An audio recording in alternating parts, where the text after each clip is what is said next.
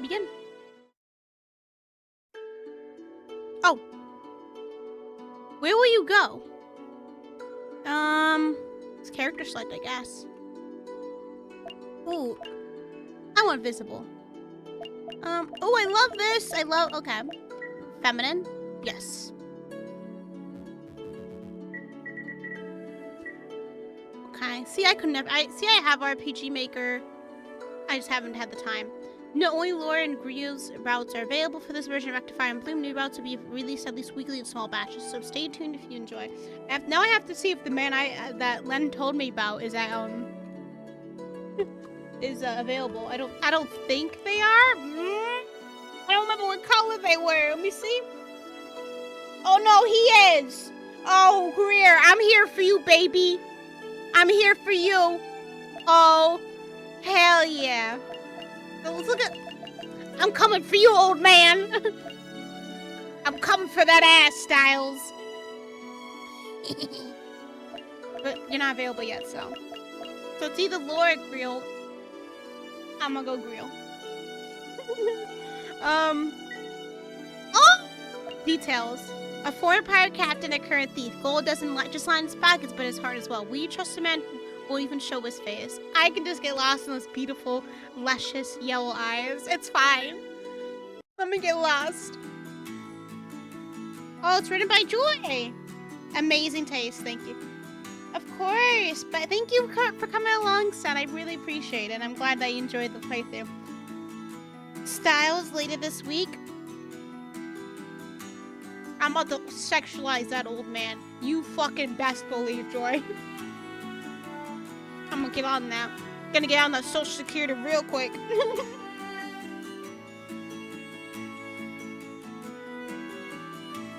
Light kisses shimmers beneath. Kisses the water and shimmers beneath it. You need to turn this down a little bit more. I'm so honored, of course.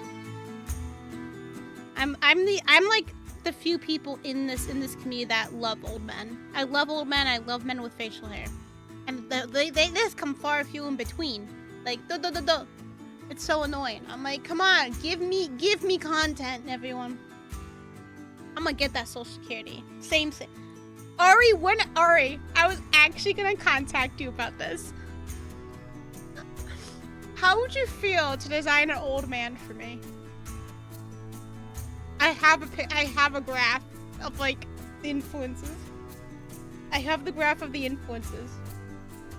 How would you feel to design a very hot old man for me?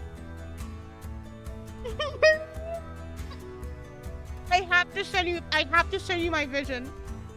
Because I don't want anyone else to know my vision because I'm afraid they'll take it. Sick. Oh, to me. That is me as well, Joy. And I haven't played Dragon Age. But I saw America, I'm like, now I have to play Dragon Age so I can play this new game that's come out later. Just so I can sexualize that old man. A silver fox. And we can say a silver fox, but sometimes they're not just, they're just old. The old. Got you, Kai. Light kisses the water and it shimmers beneath it. You peer into the endless blue, no longer sick from the ocean. You think about a favorite novel. You think about... I'm gonna say blue. Your mind drifts to Justice Hale in the most recent issue of The Adventures of Justice Hale, Crossroads of the Deep. I have to. I want his hip off. See, I already kind of know who I want romance in Dragon Age 1 and then Dragon Age 2 and then Inquisition. 1 and 2, Alistair, I think. I don't know if the love interests are in the same in 2. But Alistair number 1. Murky in 2, because I don't know all the love interests. I don't know if it's all just the same. Inquisition, Colin. I didn't know nothing about that man, but when I saw his romance like years and years ago, I was a changed fucking woman. When that man threw everything off that fucking table, I was like, I'm seated. You can't have. Oh no. Okay, so I have to settle for someone else. Got you. Okay. I don't know who that will be, but we'll see. Specifically the scene where Justice, after being pursued by a deadly assassin for a hire, spares him after a stormy duel. Justice felt a deep frustration, a burning hatred towards the man and all his sins, and yet he couldn't bring himself to stoop down to his level. Your heart swells as much as the same as the way it had when you first read it. You feel at ease with justice running through your thoughts, and are sadly taken from them by the captain's call. Look alive, gentlemen! And Christy. Thank you. He hops down from the cockpit sporting a cheeky smile. You can see his hips curve from beneath his mask. I'm gonna smile back like I'm a goldfish. And me? You are the only one not lost in your own little world. Unlike these slouches. Someone has to keep watch for sea monsters. Oh yeah, Michaela played Dragon Age. Oh my god, I forgot.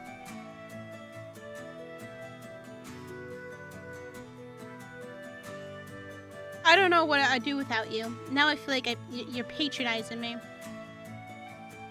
I'm serious. Even Soldier Boy over there is too caught up polishing his sword to do the one thing he's good for.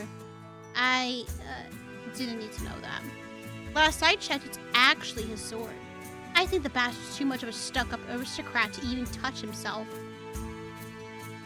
He might water down his rich genes or something stupid like that. Make no attempt to suppress your laughter. It's true. When Ren seems adverse to anything fun. Oh, thank you, Matt, for the raid. Yay! How you doing, Matt? Thank you so much.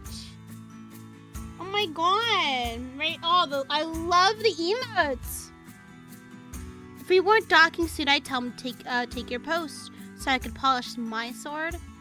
Your quirks and eyebrow. He silent a moment too long, making your face flush. You were only joking.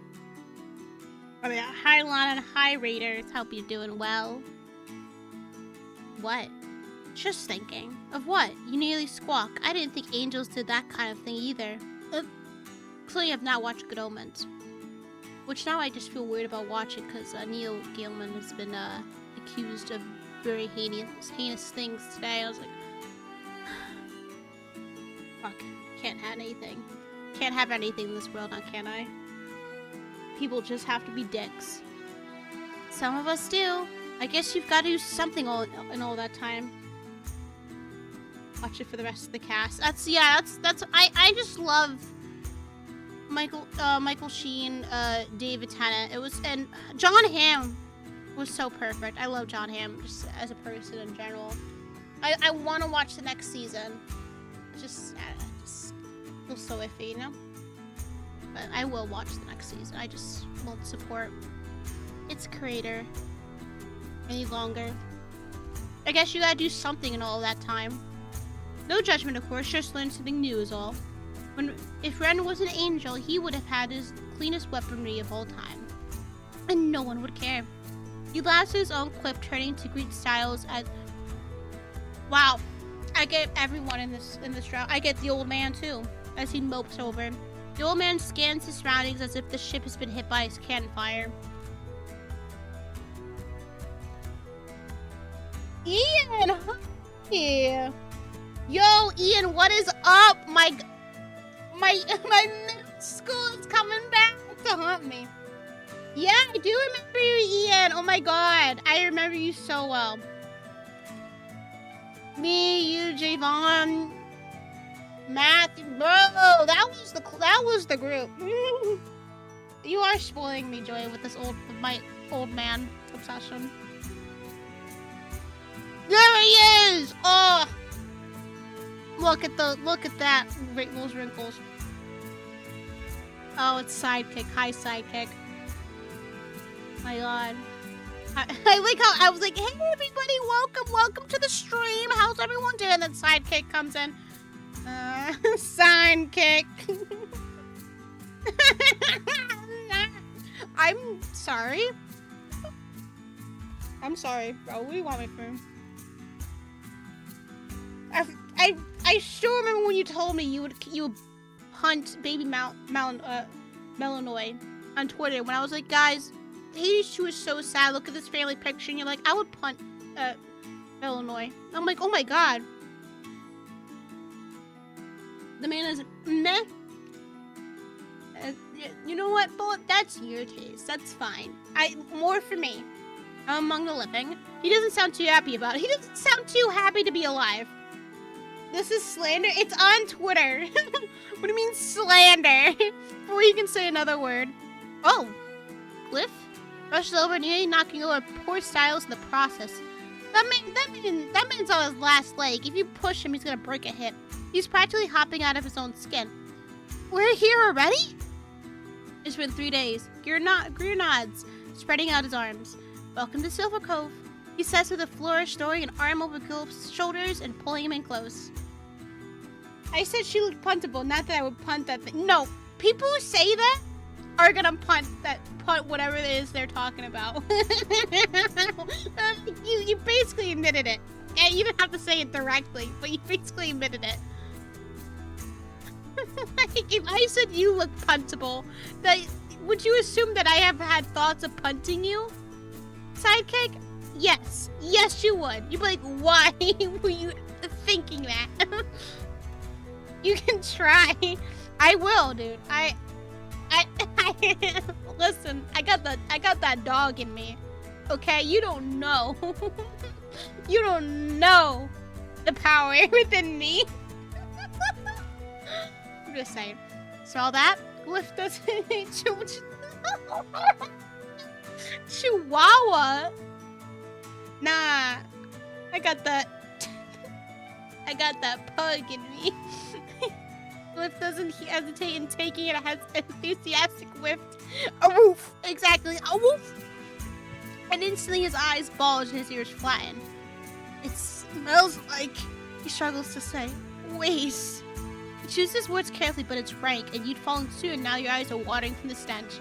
Meow, Greer's like, smell that. I eat that shit I eat that shit for breakfast, that smell. So beautiful. Whoever Frenchie. Oh my god. I was gonna say like a terrier or something. I was like, I'm tiny. Some mixture of fish, salt, and, well, waste. Greer nearly doubles over in a fit of laughter, wiping a tear from his eye. I'm sorry, yes, it's absolutely vile. Despite his words, he takes a deep breath in. Feels good to be home. Smell that? Oh, that's home. He doesn't even sound insincere. Oh, other person. Hello. I don't know if you're old, man. I think you're just like a middle-aged dude. Which is fine. But you know.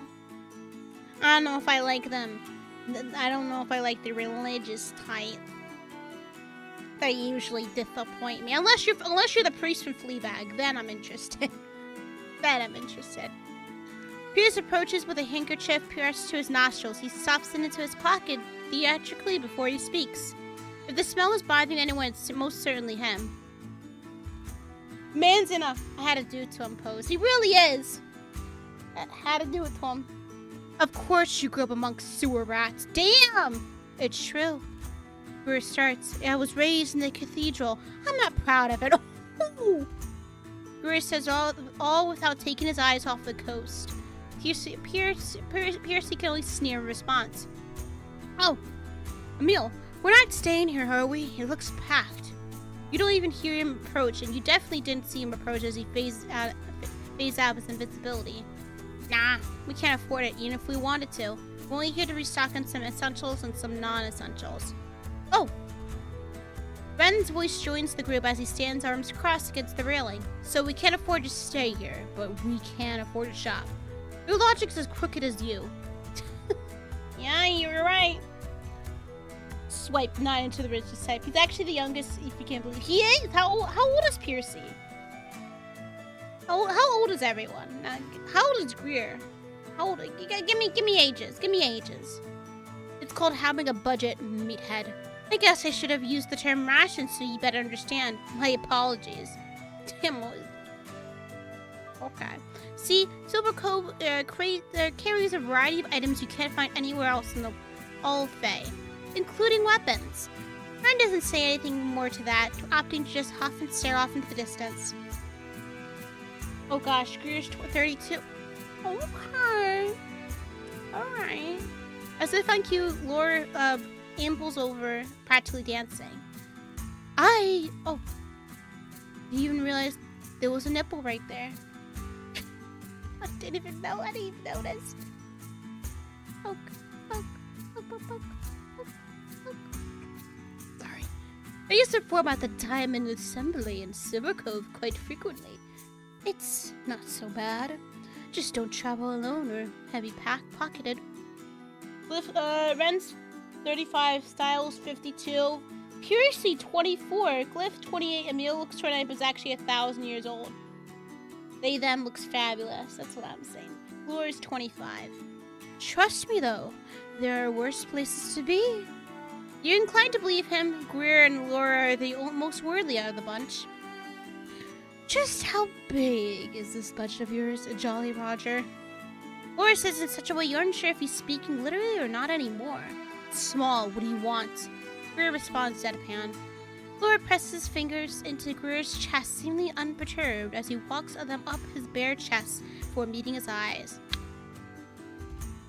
You wanna put those fingers elsewhere, babes? Cause you better back off. It's so perfectly choreographed. You feel? I'm gonna be honest. I feel annoyed.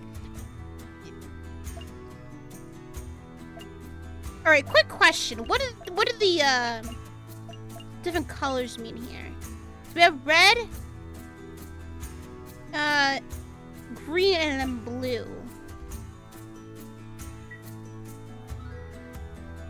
Oh. Hey guys, got Laura's route. Was not expecting that. Yes, be honest, no bad choices. I'm feeling a little Kermit the Frog here. You can feel your eyes twitch at the scene. You can't explain exactly, but you feel angry? At Greer or Laura, you aren't sure. Maybe both, possibly even yourself. You don't want to be, but it's settled on you without your permission. You don't want anything. You don't want anything but watch on cautiously. Try to suppress this uncomfortable feeling settling in your chest. Red is dominant, sassy, flirty. Green is alien, oblivious, and yeah. Blue is submissive, diplomatic, sensitive. Oh, okay. All I need is a nail file. Is that too much for your budget? I can manage. I hope food and soap are factored in already. If they're not, please prioritize that. I love them, but I can't see straight when Red or Glyph walk past me sometime. Yo, he's like, P, you fucking stink, bro. Smelling like a sewage waste, bro. He says pinching his nose. Oh, he really did pinch his nose. He really did the sound effect. And sticking his tongue out. In that case, your prized Silver Coast stench didn't seem to be bothering him. Don't worry, I don't need to take the stench home with us. Good. You aren't going alone, are you? Or did I steal your opportunity to ask me out? Greer scoffs, shaking his head at Laura's already batting eyelashes. I should have guessed you'd ask Glyph over me. You always do. Oh no, I didn't invite him either. We have fun, but he gets excited about everything. Not to mention I have to buy him treats the whole time to keep him satisfied. You could just tell him no, you know. Not to those puppy eyes. I'd planned on asking Christy, actually. Your ears perk up, as though you weren't already listening. Though I'd planned to do it less offhandedly. Ah, the obvious guess. A smirk spreads across Laura's face where he takes his leave without another word. What do you say?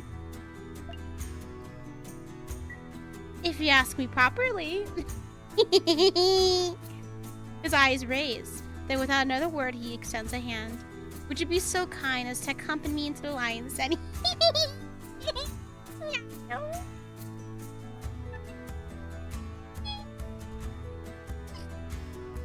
Is it that dangerous? He straightens up now, a little concerned. Are you reconsidering? Absolutely not. I would die for you. Yeah, that was smooth as fuck. That's what I like to hear. Maybe by ears are deceiving me. You're honestly going to drag Christy into that sewer with you. You're plenty capable enough. You need to insult them with doing this party's errands. You giggling, okay. Yeah, I'm giggling. My fucking forehead's, hold up, I saw my forehead's like sticking out like it's like a crater or something. It's like a hill, if you will. Any one of us, even the brainless general, would just serve just as well. I didn't realize you were their keeper now. Percy's face scrunches up. I care about their safety. They're a near mortal entity. No pickpocket in the world stands a chance. Your hubris will be the death of us all. Hopefully, just you. God damn. How about you relax and let Christy speak for themselves, oh Holy One? Isn't speaking for a deity some sort of sacrilege? Or does it not count because it's you? No, hush, no, big foreheads matter. No, not mine, no, not mine. As Greer said, it's as Greer says, I'm in no real danger. Even so, such a thing is below you. You aren't missing anything you wouldn't find in our restroom. I'm not arguing about this. I'm going. This was a waste of both our times. Hear that? They had spoken. Now be gone. Greer! He simply raised his hands in mock surrender, grin still plastered on his face. I apologize if I overstepped. There was no May, but you digressed. As you said before, you weren't going to argue about this. You opt to simply nod. If anything happens to them, you're as good as shark food, Captain. Ooh, I'm shaking at the mere thought. Perhaps Greer may not be scared, or at least not showing it, but Percy's words were not empty. That much you could tell. It's good you are in no real danger, or so you hope now. Big pig-brained bastard. Damn, bro. And Percy can only grumble as he takes his leave. You let Percy have the last word for his own sanity, if nothing else. Hey! You go nose blind to the stench by the time you and Greer embark in the ship Fafnir. Cliff waves you both off wildly, even going so far as to howl. He said, "Oh, woo, woo, woo." That's so embarrassing. Cliff, please. My God. It's like a mother. It's like a parent saying to you, like saying goodbye to you as they're dropping you off at school. Have a good day. Out loud in front of everybody else. Like, oh fuck, stop. Embarrassing. And what's up his ass attitude, dude? You know, just I told you I didn't like them. Didn't like the religious types in these games. Sometimes they got an attitude for what, dude? Percy is the worst. He's obsessed with the MC. Would you say deadly obsessed with the MC? I'm just kind of wondering if you're gonna go the yandere route with him. It's such a thing with the case. There was no way you would have him taken him with you. Lord merely wiggles his fingers from his spot leaning on the deck. Finally, a Percy. Has everyone loved him? Could not be me. Could not be me. Sorry. Coming from the one writing Percy. Emil and Stiles are nowhere to be seen, the latter having returned to his nap. This is why I love old men. They're just me. Like, I'm taking fucking naps left and right like I'm 80. Everyone? What has this world come to?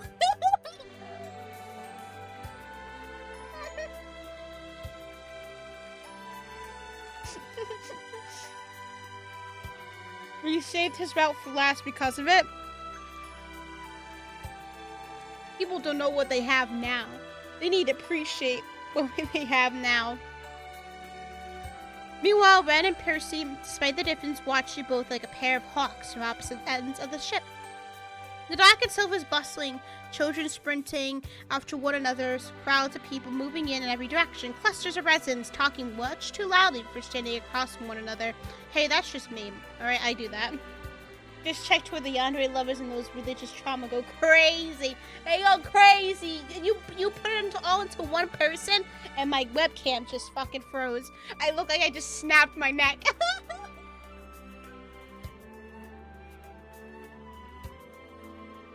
No, that is fucking. Why am I like this, dude? That's so awful. I look like I just got possessed or something. Neck snapped. Okay. Yeah, no, if you put the yandere and religious trauma into one character, oh, you're gonna get a flock of people coming towards you again. I'm just saying, but I'm gonna keep notes. Because I do want to make a yandere character, but no religious trauma is involved. It's just a yandere with a bag over his head. I'm very excited. Next, snapped out of disbelief. Listen, when you tell me the most popular character is a religious prick with the yandere personality, I'm just like, oh. Like, fuck, broke my neck. I'm like, oh, guys, the audacity, the taste of some people. You tail Greer as he seamlessly weaves through the hustle and bustle.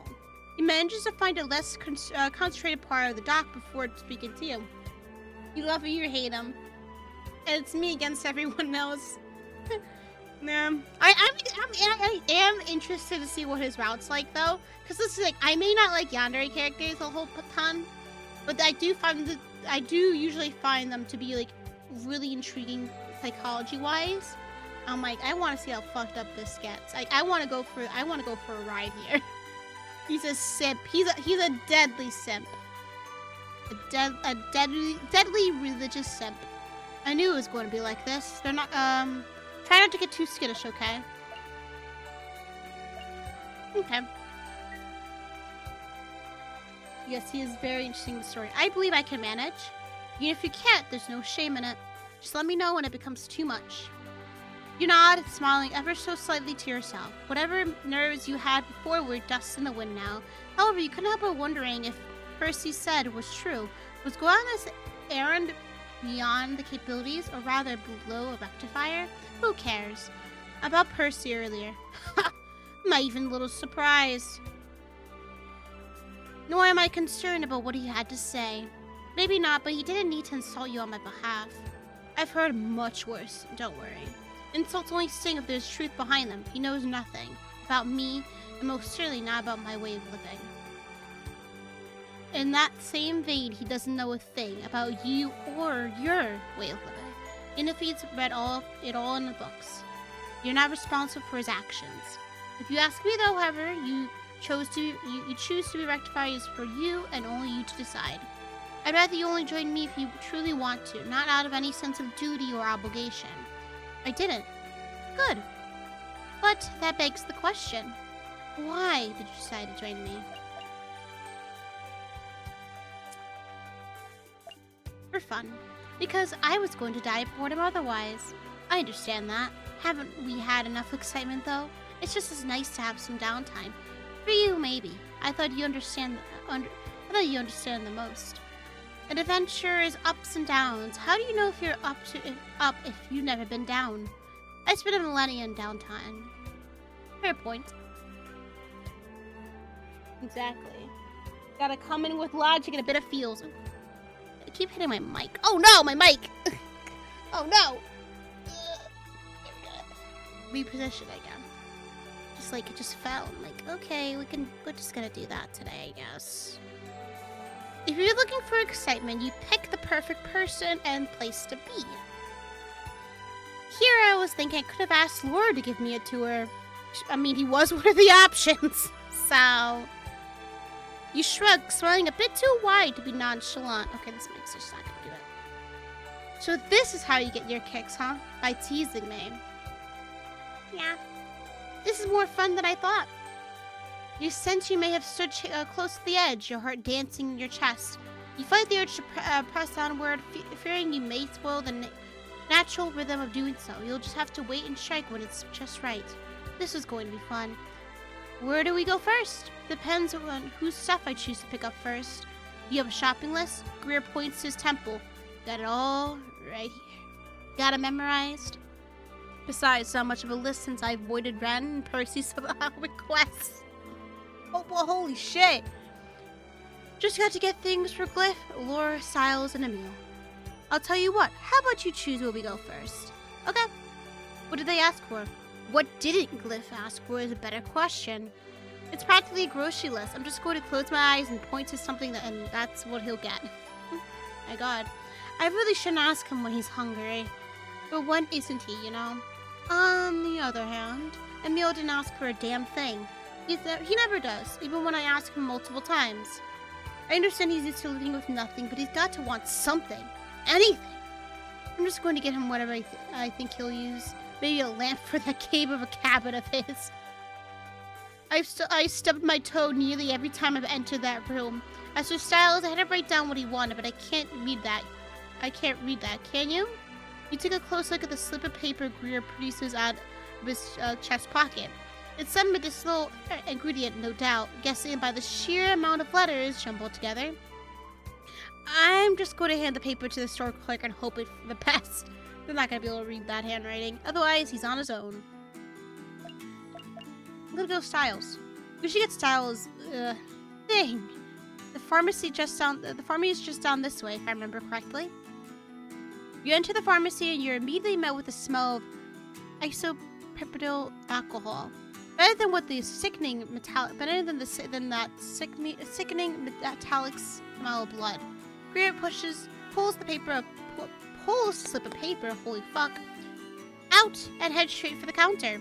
Oddly, amongst the healing instruments and tonics, were assortments of armor and weapons. It's almost unfortunate Stiles and Ren couldn't experience it together. I believe we have 3 different kinds here just below the counter. I'll see if we have any more in the back. Just a moment. They disappear into the back while Greer stands oogling his options. Psst, Christy. You come over only for him to pull you the rest of the distance. Ooh, the cheapest one here is 30 silvers. You take a look at the others, 40 and 50 silvers respectively. Before you can even think over your options, you see Greer's hand.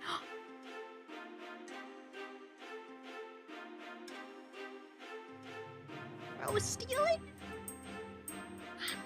It's like stealing baby formula in a way. You know, it's way too fucking expensive. If somebody does it, you don't fucking snitch. They're doing it for a fucking reason. It's necessity. Shoplifting. Keep watch. You see a hand face through the glass. Just be quick about it. Greer can only glare at you to not interrupt his phasing. His hand glides through and wraps around the amber bottle, pouring it out as if in water before sinking into his pocket. He raises his eyebrows in amusement. You roll your eyes in return. Was that quick enough for you? I can take it slow if you...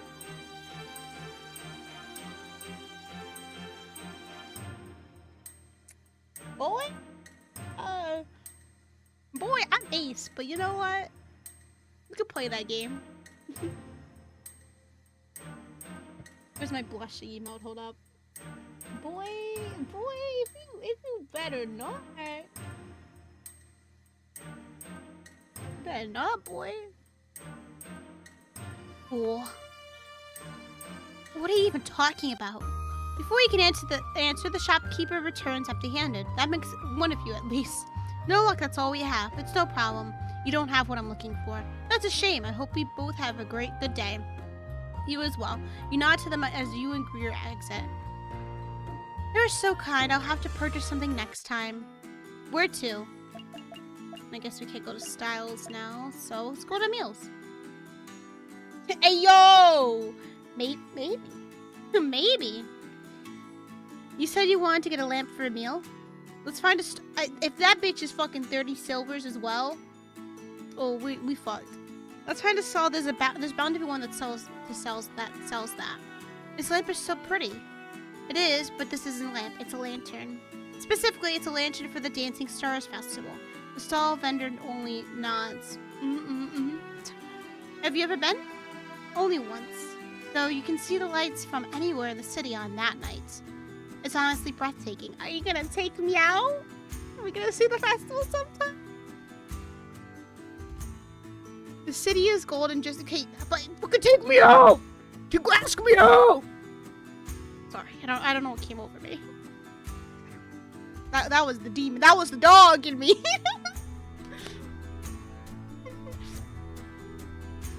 It's suddenly till the sunrise the next day. I'd love to see it. It'd be something to see from high above. You give Greer a strict look. The vendor appears to be more confused than condemning. If such a thing were possible, of course. He says, trying his best to recover.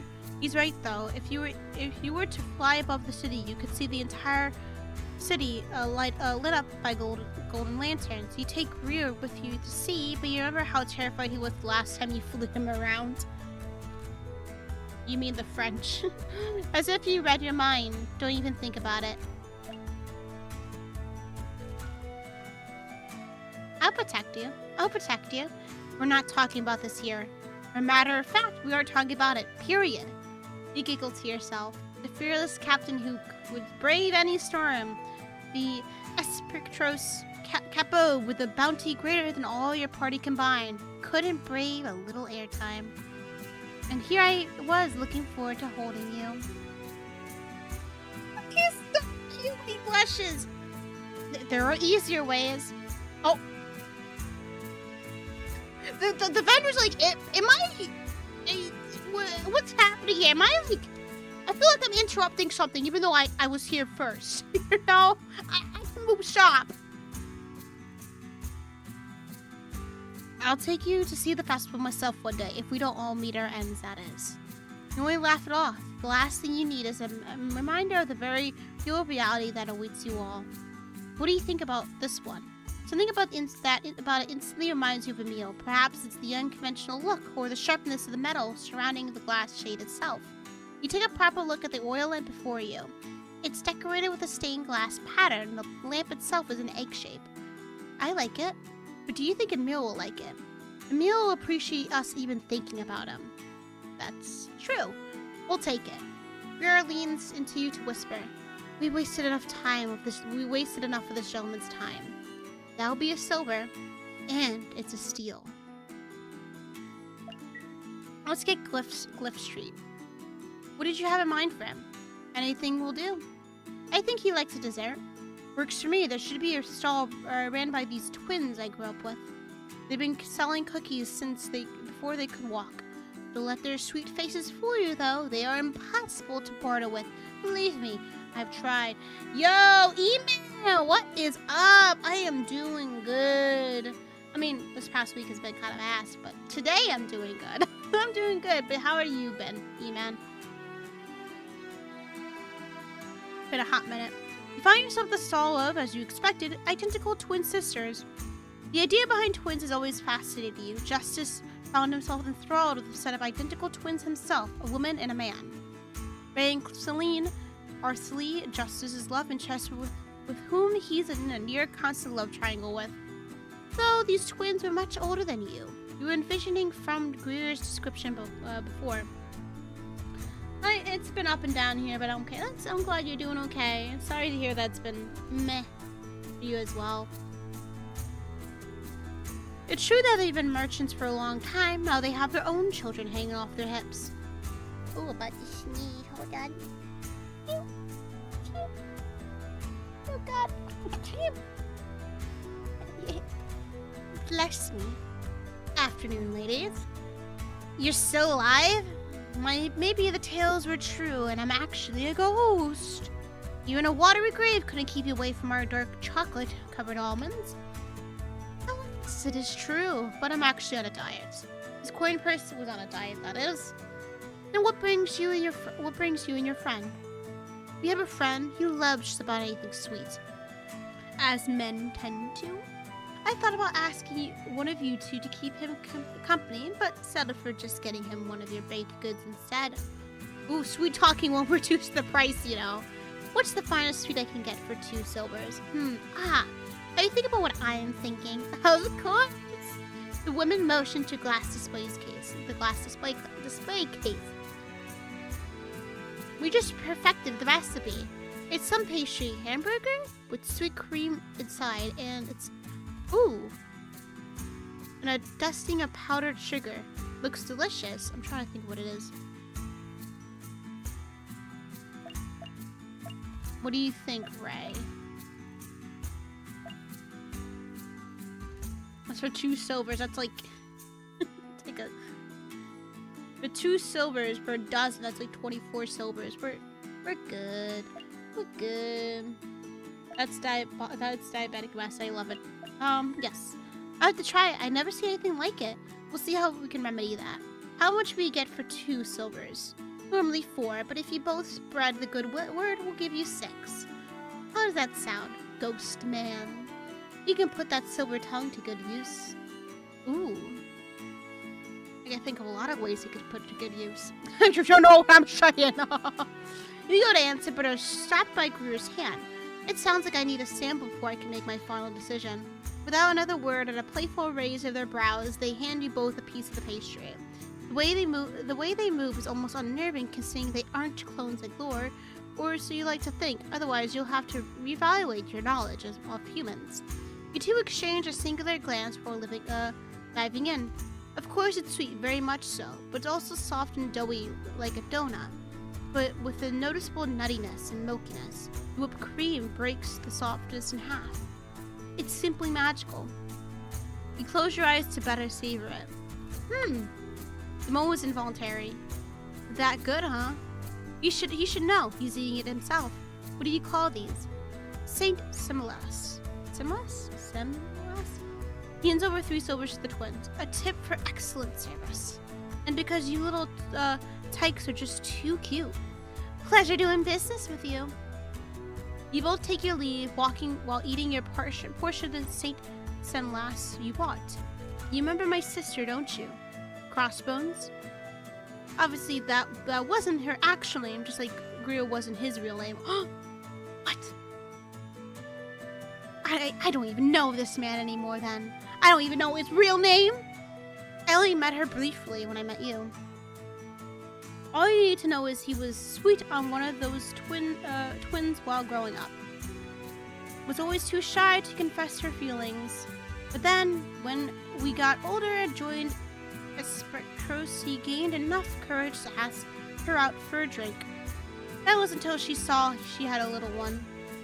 I tried telling her it was no big deal, but she wasn't hearing it. I've never seen someone get over an infatuation so quickly. Damn, these are good. You chuckled in agreement. It was so good he interrupted himself. You can only nod along as you listen to him. Okay, Greer, is that your real name? Who even is he? He probably will tell you his real name. He better! But if his name is like Bob or something, it's game over. I ain't dating no Bob. Shoving Saint Similas down your face as you wander to your next destination. I like the way you think. Did we get something for everyone? I believe so. Oh, wait, I almost forgot Laura's nail file. If I remember correctly, there should be a bookshop on the same strip. Yes, there is. You see it? You look down the way and spot a little shop with bookshelves outside. There's even a sign that reads Justice, latest edition now in store. I could have sworn I saw your stars in your eyes just then. You waited so patiently. You go ahead. Ah, the little blush! I'll meet you there after, okay? Okay. He smiles down at you for a moment. His eyes have a certain look you can't quite pinpoint. Did your eyes look like that when you saw the Justice advertisement? You wonder. He clears his throat, shaking his head before waving you off. I'm about to die. You arrive not long after. I'm gonna so die. You spend almost all your time reading the newest edition. This particular tale is nothing short of genius. Justice seeks a legendary key to an ancient treasure alongside a group of novice treasure hunters. If that wasn't bad enough, they're up against a nation's dictator and all his retainers and resources looking for the same key to expand his already great power. All while avoiding prison time, the dangers of the jungle, the key is said to be stored in the wrath of the dictator's military. Excuse me. You don't recognize the man, nor does it seem you are in his way. He just smiles at you. Yeah? Continue to tear yourself away from the wonderful world you found yourself transported to. Yeah? Hello, my name is Tonino Volbadi. I am a member of the Performers Guild here. And the diamond assembly. I'm not interested, bro. I'm not no clown. The name sounds familiar. The diamond assembly. Has anyone ever told you that your splitting image of Celine or Slee? You know, one of the love interests in the book you're reading? We're reading. It's honestly uncanny how much you look like her. You'd hope so. You'd model yourself after them after all. I've heard it said. I'm a recruiter, and from the moment I saw you, I had to ask you to join a guild. Sorry, I'm already involved with another party. No, can't do. Before you answer, the gigs pay handsomely. He puts his hand to the side of his face as if he were going to whisper a secret to you. And that's not even counting the fame. Oh, exposure! He titters. Of course, before you answer, you'd have to eat a little less or walk.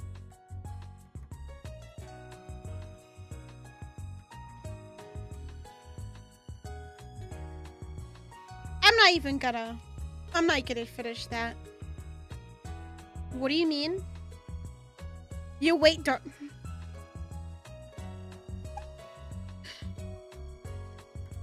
Celine or Silly is what every woman desires to look like. Are you saying I'm not a desirable image of a woman? Like,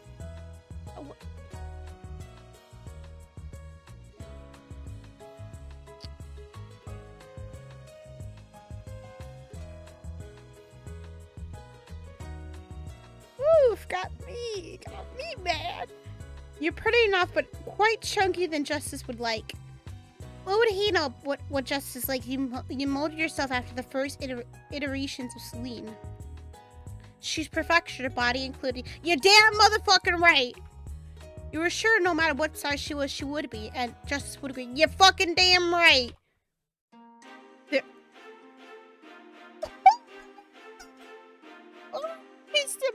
They're what? Look over where Greer is standing, still a stone. Who are you? Their friend. Who are you? The one offering your friend an opportunity of a lifetime. Is that right? He looks over to you, the novel still tight in your grip. From where I stood, it sounded like you were insulting how they look. It's a minor adjustment. All actors have to. I'm not fucking doing that. Yeah, you better watch those words before you lose your tongue, exactly. They clearly aren't interested. Am I wrong? You shake your head. Let her speak for herself. Well, another word, Greer pulls back his coat to reveal his dagger on his hip. The crest of the blade unmistakable, the specter's eyes. The recruiter's eyes grow double their size. Their legs starting to tremble, a bead of sweat falling down his face. You'll disappear one way or another. Though I'm sure you prefer your method over mine. Oh! Get him! Another word escapes his lips as he dashes through the crowd, effectively disappearing. Are you alright? It was only an insult. Sometimes they can cut deeper than this blade. Don't listen to him or anyone else for that matter. Oh! That's perfection!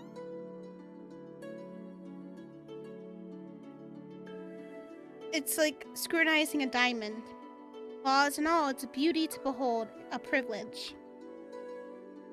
Okay, Joy, you cooked here. I would be stumbling. I would be like stumbling over my words, and stamping. I'm like, I remember, like when I was getting pizza, and I was at Blaze Pizza in Boston, and I was like asking I was like, hey, yeah, can you put some hot sauce on my pizza? And he called, I don't know what he said exactly, but he ended up calling me cute, and I'm like, hot sauce, please. I wasn't expecting it. I'm like, I never get called out like that before. I never get called cute out in the public by strangers. But I was like, I was a bumbling fool. Oh my god. Thank you. I don't know what to say. It's a factual statement, one that you should know, no matter what any non-starter says otherwise.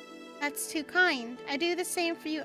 I'll do the same for any of my friends. I just can't believe. Is he blind? Your body. I mean.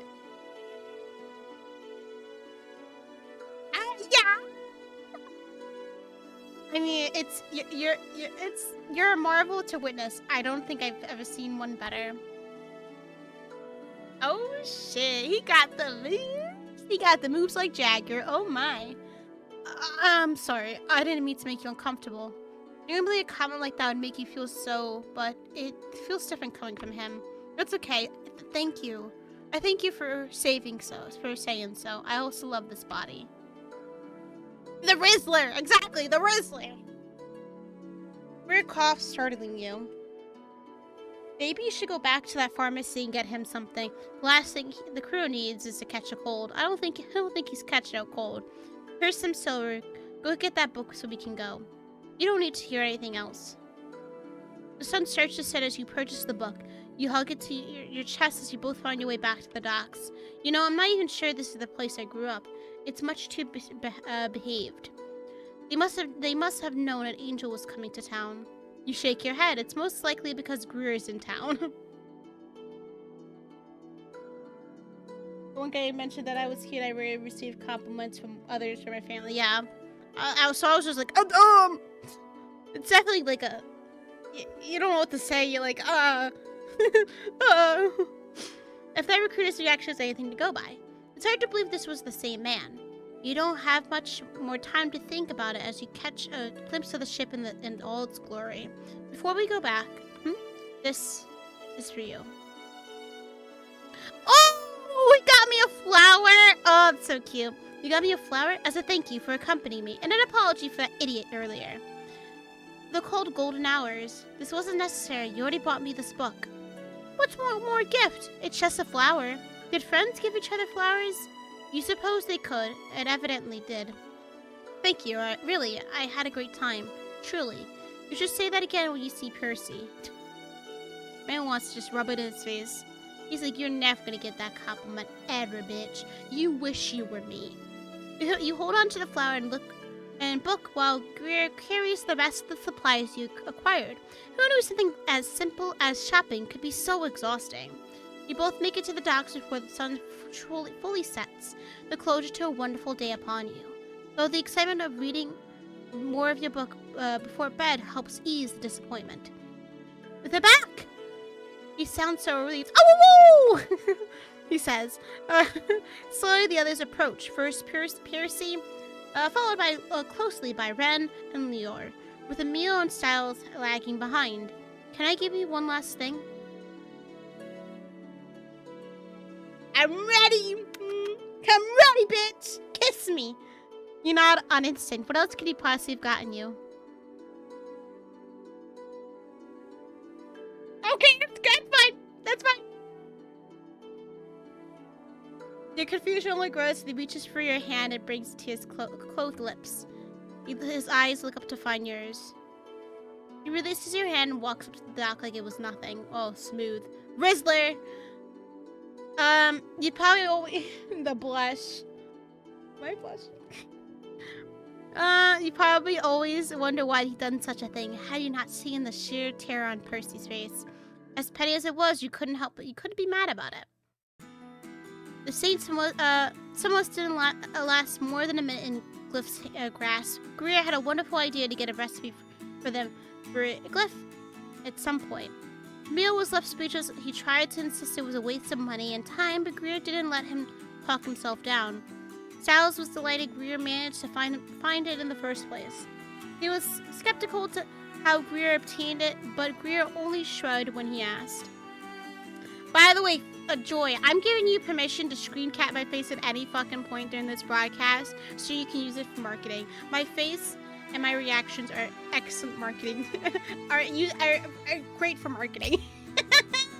But you want to play a game that makes you feel like this? Play Rectifier in blue. Yeah. I'm so... Listen, this face, it ain't worth much, but it's good for marketing. It really is hell. It really is fucking hell. I fucking hate it. See, the thing is, I can't use my face for my own games, because that seems conceited. Like, oh, you... It's like... You know, I just can't. I can't. But I will let others use my face for marketing. Ethically, of course. Nah, man. Nah, okay. As for you, you stayed up the rest of the night reading your book and you plan to read many more on the way to your next destination. Your golden hour rose serving as a source of light with a witch to read them. The parting kiss still tingling on the back of your hand. I'm like, I'm never washing this fucking hand again. You knew none of this would last forever, but the best things never did. My heart. Oh, okay. Oh, no. Oh, it's over.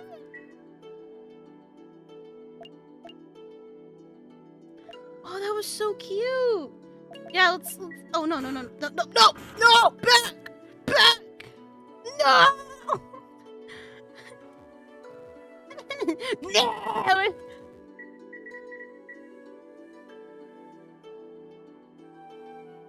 That was actually real.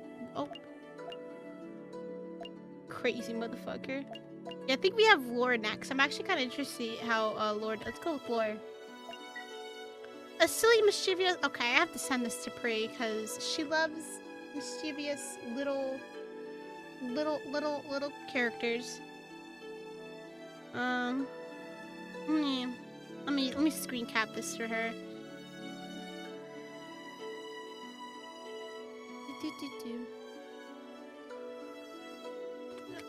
Two. Let me see. Screen cap this character for you. Okay. Well, I mean, I was pretty sure. I think we can do the other one. A silly, mischievous bard, Lore has a fondness for music, monsters, and mankind at large. He could put up with his day-to-day theatrics. Underneath the glitz and glamour, you might find a man worth making a home with.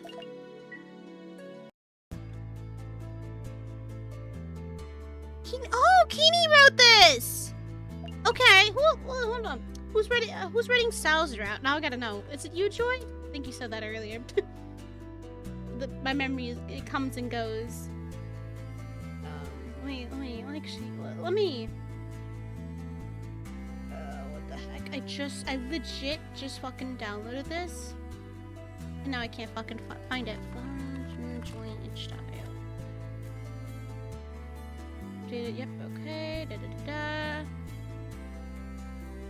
Michael Alex. Okay. Also, for the love of fucking God, I was just looking at the zodiac signs for the characters, and like the MBTI whatever. Percy is an ENFJ. I am an ENFJ, and I don't fucking claim him.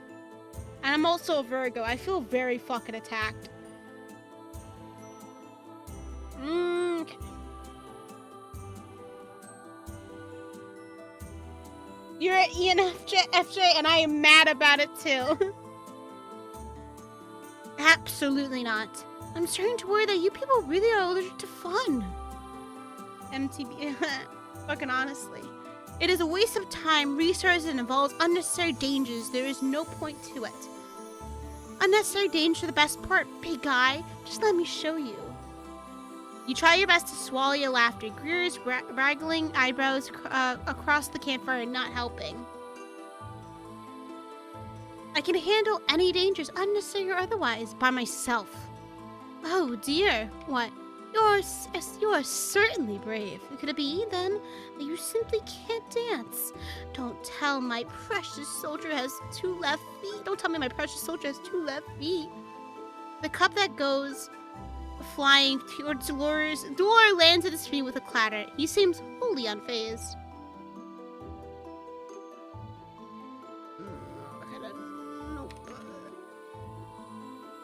I'm ENT. What is an ENTJ? I've never. I don't know what that one is. Oh, how my poor heart is breaking. But still, what Laura said intrigues you. Why on earth is he bringing up dancing? Laura brightens him. Oh, Laura's saying this. Probably a little thing gotta fix right there. Oh, unless Lord just narrates his life, which I will totally accept. It's like, Lord Brian's immediately spinning on his heel to finally trust all of you. And everyone's like, why are you speaking in the third person? Why, yes, as you all know, we're barely an hour's walk away from this delightful little city called Daphne. But what may escape your attention, my sweets, is that Daphne, or Delphine, is famous for its celebration. Infamous. I see. Is that all? Well, no. There is a wedding happening tonight. The Duke's only daughter finally got hitched, and to a gentleman with a very padded coin purse, I hear. A shame that people's purses are not the only thing he's been known for padding. What do you mean by that? Where on earth do you hear all these things? To celebrate this delightful union, the city is holding a week-long festivities, and while we obviously can't stick around for the whole thing, all the skinless parts will be happening tonight anyway. What exactly is that you're suggesting, Lord? That we all go out and celebrate, of course. Things have been far too serious lately. We should let our hair down, literally and figuratively. And I take that Ren disagrees. He just likes making me miserable. Say what you will, but I think he's right. We have more important things to be doing than dancing. Oh, Frosty, you wound me. What could possibly be more important than fun? If it's that important to you, Laura, we can put it to a vote. You turn the idea over in your head. There hasn't been much time for dancing, true. Stiles and Ren make a good point. It's worse. It's dangerous at worst and a dubious use of your time at best. But Laura really seems to have his heart set on it, and you haven't been to a human wedding in, well, have you ever? You're not even really sure what a wedding looks like. Nephilim don't get married. It could be fun to find out. All right, everyone. If you believe we should attend this wedding. Yes, wedding. Then please raise your hand. We'll go with whoever the majority decides. Lift's hand shoots into the air. It's like, I'll do it. I don't know what I'm voting for, but I'll do it. No other hands follow. Roar scans the group one by one, holding eye contact with anyone who dares look in his direction. Ren stares him down without shame. Emil and Piercy simply look away. Greer somehow has disappeared. Where is he gone?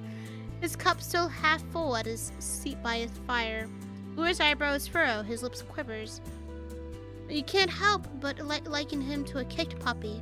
And then his sad little eyes land on you. Ah. You want to come dancing with me, don't you, Christy? He barely gives you time to think before he's at your side, his warm hands on your arms. I bet you're a wonderful dancing partner, darling. There's no shame in it if you aren't. I'm an excellent teacher. You're faintly aware of Ren scoffing to your left, muttering about Laura's cheap tricks. But the warmth of his hands and the mirth of his smile far more distracting, of course. So pretty. The silence drags on, expecting eyes rest upon you. You want to have fun. I'll have fun. Fuck it. Let's do it. You live once. Laura's right. The rest of you are no fun. Damn. Fucking just drag them. You stick your hand up in the air, waving your fingers at Ren and Stiles. Mark me down in the knows how to have a good time column. Not the doesn't have a stick up their ass column. You can still have plenty of fun with something up your ass, Lord. Just name the time and... Holy... What the hell? I wasn't expecting that. Oh, thank you, Ian, for following. Holy shit.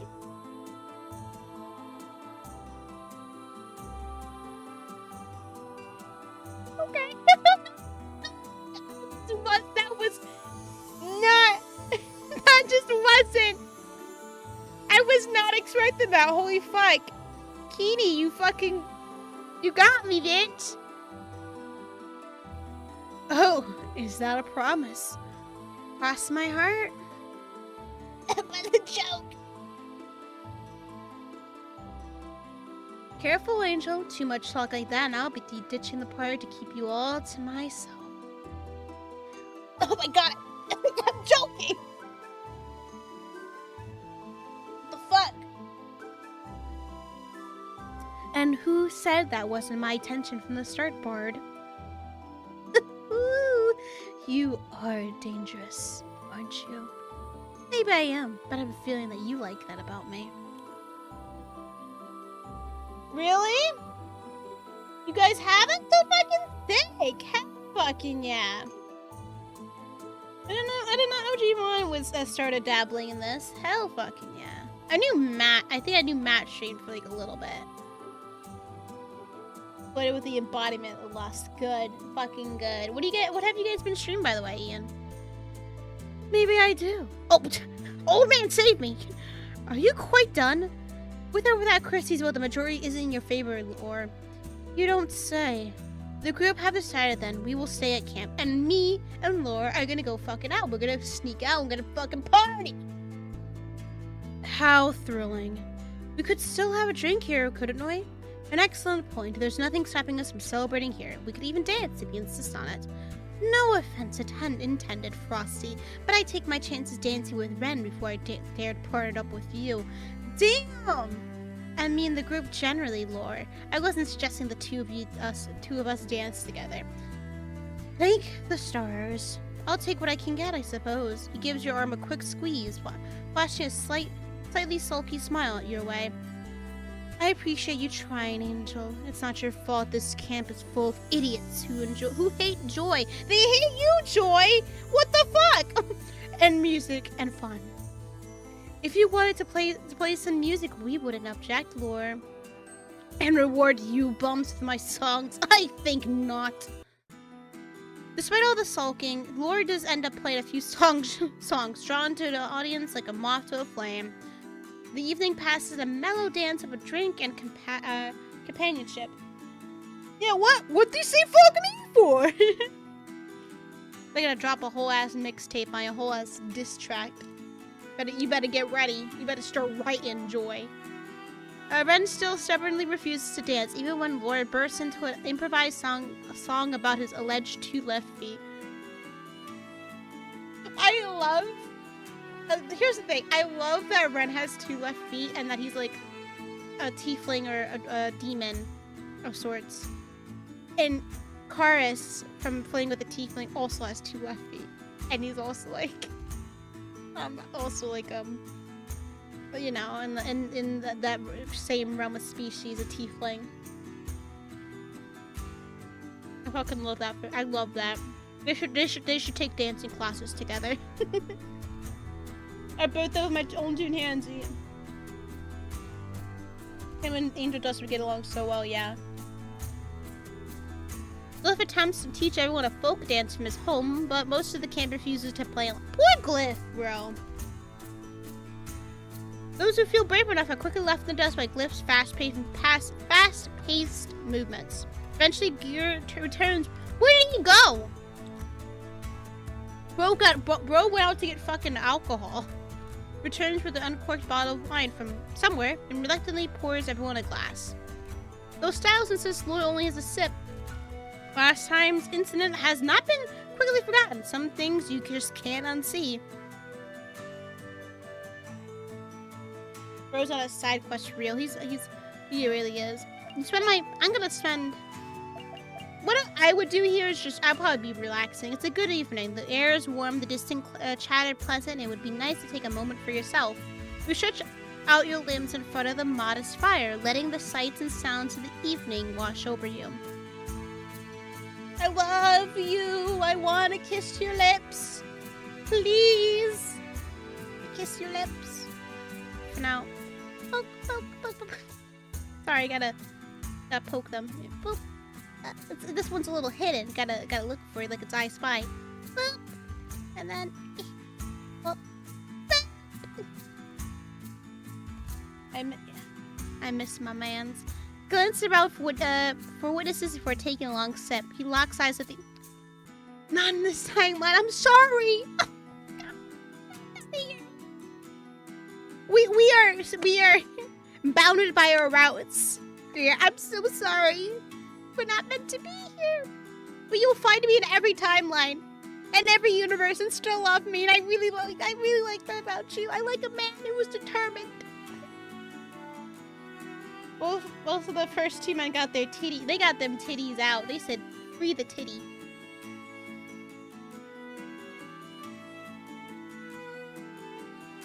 He locks eyes with you as he adjusts the cloth mask back into position and lifts the bottle up in a silent offering.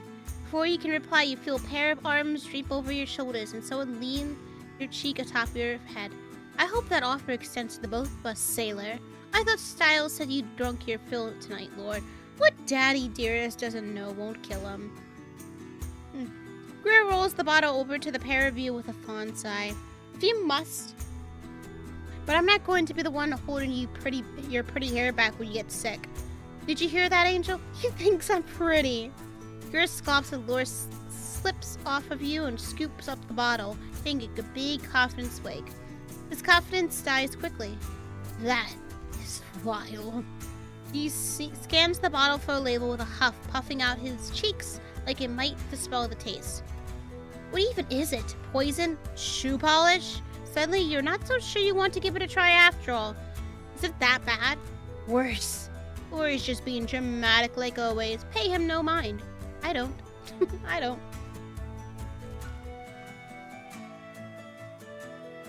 The dog army attempted to send me to my doom over food. No!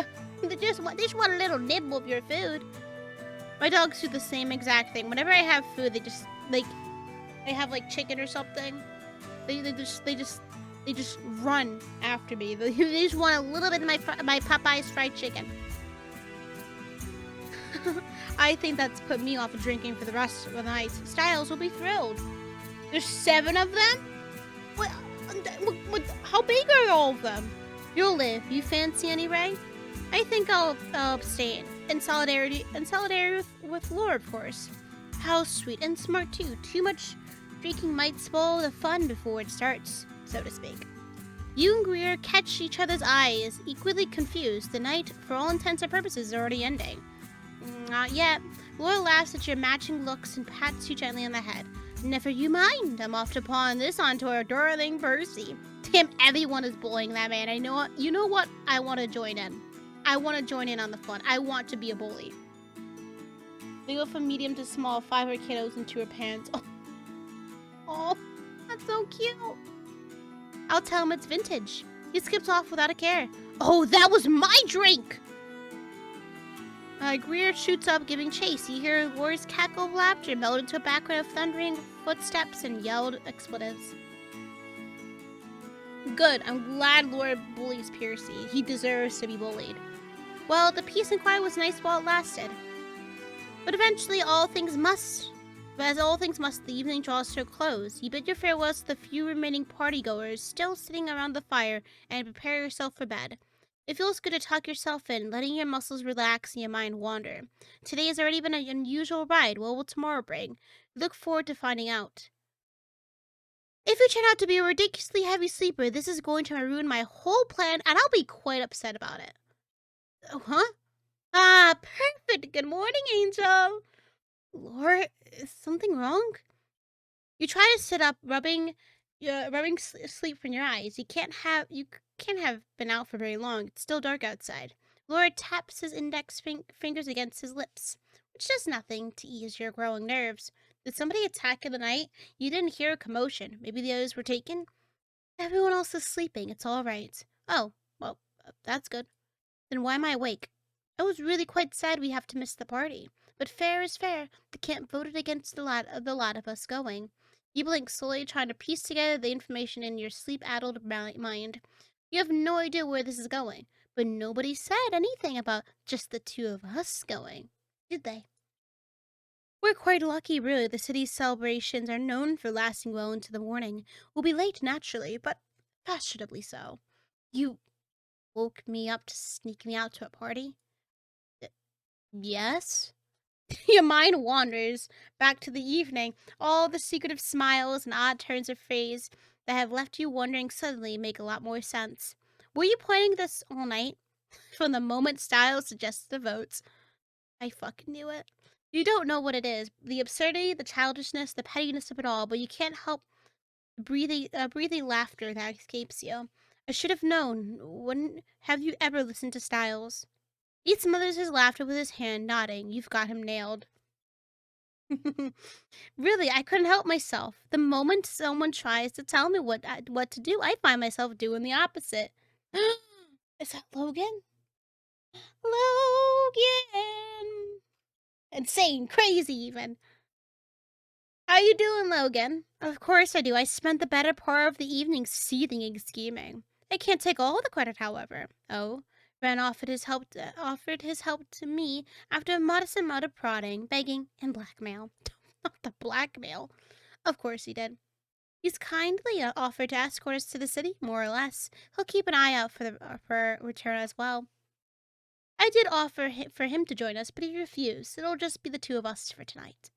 Well, that's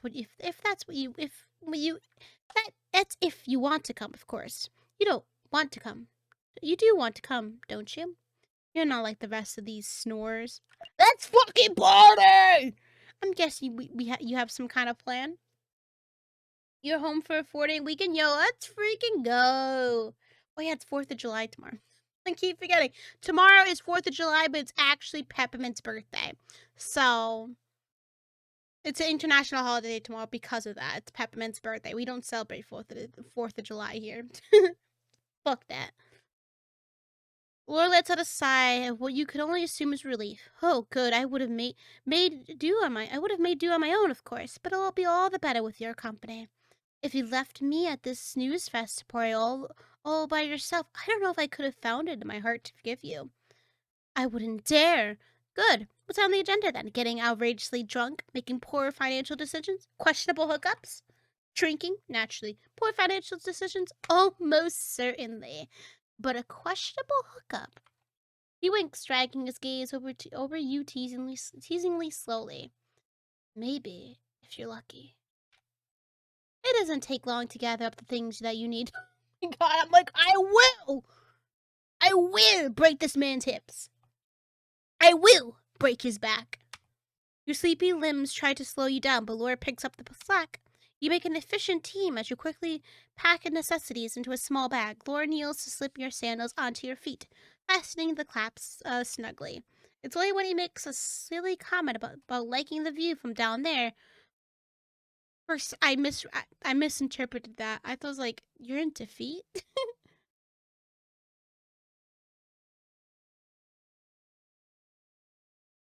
I will only be celebrating Peppermint's birthday, thanks. Yeah, you will. We all must bow down to our Lord and Savior Peppermint. We'll be grilling food tomorrow and setting off flags. Nice. I think we're making lobster rolls, but it's my mom making it, so I have to make sure. I have to go into that kitchen and make sure it's seasoned, cause ooh, no.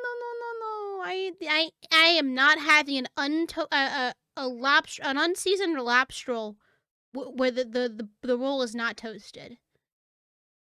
So I was like, oh, I asked her, are you like toasted the bread? She's like, I didn't think about that. Huh? No, I want a nice toasted. Guys, toasting your bread like for your burger, like your buns, or toasting your lobster rolls. It's game change. It's a game changer. Come on. He leads you out past the other's tent, pausing with a small gasp when the gentle snoring inside stops to share a nervous grin with you. There's an undeniable thrill sneaking around at night. You feel your heart beating wildly inside your chest, but the snoring resumes and you sneak on past to where it ran and waits by the forest edge. Acceptable work. Let's go. You aren't quite sure what Laura was expecting, bringing Ren along as a glorified bodyguard, but you're pretty sure it wasn't this. I won't be there to accompany you for the festivities, so I expect you both to be on your best behavior. Expecting Laura to be on his best behavior? You must be joking. Do not toast your bread at Subway. Oh yeah, don't toast your bread at Subway though. Yeah, I feel like it depends on the sandwich though. I have an Italian footlong, so I don't care for it to be toasted. But there's just like I think it also probably depends on the bread. Did they burn your sandwich to a crisp, dude, or something? It may be an open invitation, but it's still a wedding. I don't want to hear about any thefts, arrests, or someone running off with the bride. Jesus. Ren glances pointedly at Lore. I mean it. I can make sure you get there and back safely. But don't count on me to bust you out of jail if you do something ridiculous. And it goes without saying that you shouldn't have any more to drink tonight. Neither me nor Ray will carry you home should you fall asleep drunk in public again. Drinking in camp was already a risk considering what you had planned, and I doubt its effects have completely worn off yet. And, Ren, darling, yes, typically in my fantasies, the ones where you whisk me off into the woods in the dead of night, you do a lot less talking. That's more like it. Most you do is in front of Christy. True, my fantasies don't typically have you watching from the sidelines, Angel.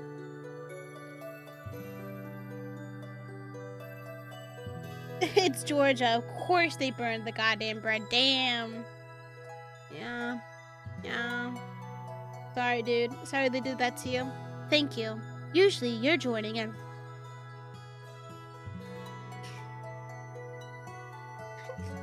Besides, deeply, and Lloyd tosses a winky wait for good measure. This is more along the lines of what you were expecting. Ren's ever-present exasperation, Lord tossing out flirty lines at anything that moves. Amused. Fuck it, we're gonna go flirty in this route. Lord always seems to know the right things to say to get someone squirming, and Ren falls into his trap over and over again. It cracks you up. You don't say. We have some time before we make it to the city. You should tell me all about these fantasies. Really get to the juicy bits.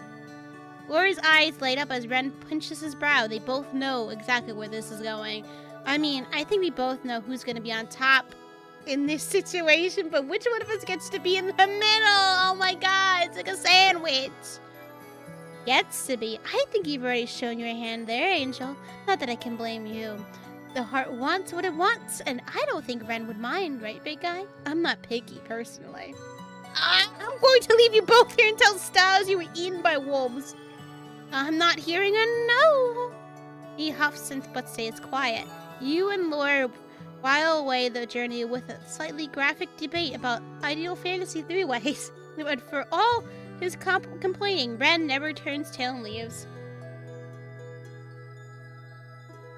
Three's a crowd, not for Lord. I think he can. I think he'll have more. I think he would love a crowd. With time, the forest trees begin to sparse. The grass path beneath you turns to sorrow, then to stone, and the chime of music in the distance rings in your ears. Ren hovers giving you both a firm nod. Yet never enough for him. This is as far as I'm going. Have fun, stay safe, and be good. For a moment, you think Laura's going to wave him off with another tease about always being good, but instead he smiles, takes Ren's arm, and gently squeezes. Thank you, darling. Get back safe. Thanks, Ren. Ren nods and turns to leave. Moments before he's out of earshot, Laura shouts, "Oh! And don't wait up, big guy. Somebody has to show the bride a good time." The soldier whips around, but Laura's already gone, beckoning you along with a wink. Damn. The city itself is beautifully decorated. The further you get into the heart of the city, the more extravagant it becomes. The citizens of varying levels of sobriety damn. Float around like little birds, but beyond the dainty finery, you can see the barmen and entertainers still hard at work. You wince at the thought of their aching backs and feet. Glory seems full of boundless energy. However, he loops an arm around you and grins. There's actually more here than I thought there would be. You sound excited. Of course I am. I had to wait ages for everyone to nod off, and I was a little worried you'd miss all the fun. Didn't you say we'd be fashionably late? And we are! What luck my guesswork paid off. You shake your head, taking the momentary lapse in conversation to scan your surroundings. There's a number of stalls still open, selling all kinds of babbles, drinks, and delicious things. Live performers hug every street corner, struggling, swallowing swords, and breathing fire. There's gonna be a lot of swallowing tonight, let me just tell you right now.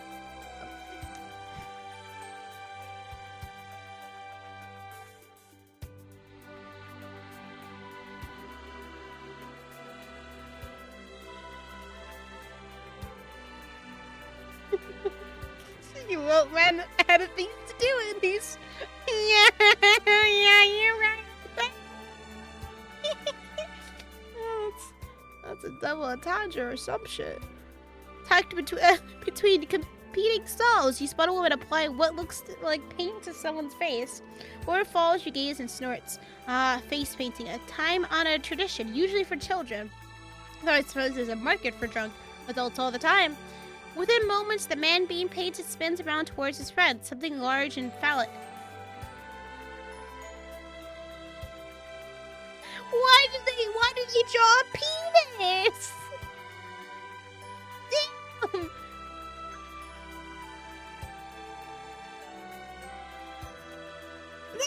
It's a large and phallic. What else are you gonna? That's like a penis. Why did they have to draw a penis? You could have drawn a little like cat face or something and draw a penis. Man, all men do is draw a penis. I don't suppose she gets many creative requests at this time of night. We could change that if you wanted to. I wish, but if we stumble home with clown paint all over our faces, I think that is my kit on to where we've been. Good point. That would be an embarrassing lecture. A shame, though. I used to love getting my face painted when I was a kid. You did? Of course. I'd ask for all kinds of outlandish designs. Other kids wanted to be prettied up to be like a fairy or a princess, and I'd waddle over and ask them to paint me scales like a dragon. I bet that stood out in a crowd. Oh, didn't it just? Not that. I have a reminder standing out. I'd chase the other kids around pretending to breathe fire on them. Sometimes the kids would pick up their wooden swords and pretend to slay me. Would you still get the scales painted on if we could? Probably. It's a classic, and I make for a very pretty monster. What about you, Angel? He traces the slope of your face with his finger and grins. Yo! They could paint you some wings. A little on the nose, isn't it? That's half the fun. Not that it matters. You're pretty enough as you are. Aww! A sudden swell of music gives you both a start. Turning away from the drunk cheering, you see a smattering of musicians on the street playing a wild, if slightly out-of-tune melody. Are they allowed to just start playing on the street like that? I wouldn't imagine it's a typical thing, but it's a party, and by the sounds of things, they aren't professional. God, they sound like shit. Be nice. I didn't mean it like that. Music is a wonderful skill to learn, regardless of one's level of talent at it. You're making it worse. What I meant is that most of the hired musicians will be inside or set up on stages, entertaining the nobles' inner circles or paid crowds. I imagine there's an organized set list, a break room with little snacks, and an overcharged entry fee. Well, you can't keep music from the poor. That's a lesson that they'll never learn. If they can't reach it, then they'll make it themselves. You sound like you're speaking from experience. Oh no, quite the opposite, in fact. Andrea played the part of a poor, starving artist. My family were extremely supportive when I insisted music was what I'd set my heart on. Reluctant, perhaps, but always supportive. It's just, music is a force of nature in my mind, and untamable as the sea or sky. Nothing will ever stop people from trying to tame it, or stop it, or put a price on it. But they won't succeed, and that's what makes me happy. Every badly tuned note in impromptu songs an act of love. What could be better than that? You're rather sentimental tonight, Lord. Gods, I know, and I haven't even had something to drink yet. Quick, straight before I end up blubbering about the goodness of song again. Distract you with what? Laura extends a hand, nodding in the direction of the musicians. People have begun to gather around them, dancing alone or with another. Care to dance?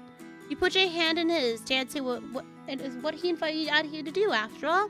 He pulls you towards the other dancers, close enough to not stand out, but with enough space to feel comfortable. You give his hand a gentle squeeze for the consideration. He lets you position yourself as you please, following your lead instead of dictating the pace. You dance. I'm a fucking dancer, motherfucking confidence. You're sure and steady in this body. Every motion has practiced fluidity. You have to take the lead, pulling your bodies flush together. You're so close you can feel his quick, thrilled gasp against your chest. One of his hands fits snugly into yours, and the other rests at your shoulder. Your own free hand slots against his waist. You squeeze it gently and get a giggly laugh for your efforts. Lord tilts his head forward to mutter in your ear. Careful, Angel. We're only supposed to be dancing. Well, earlier I did tell you, that would stick something up that butt, so you better be ready. You lead him across the makeshift dance floor, mindful of other dancing couples and entertain onlookers. Other dancing couples? We're a couple now! Twirling through the night, he's gonna get pegged. He will be impregnated. I'm just saying. Twirling through the night air feels amazing, as it does the mixing of music and laughter. As the first song concludes, you pick Lore up by the waist as you spin, and he practically squeals, hands gripping your arms for dear life. As you place him down and catch your breath, he places a hand over his heart and sighs dramatically. Oh, that was fun! I guess you could say you swept me off my feet.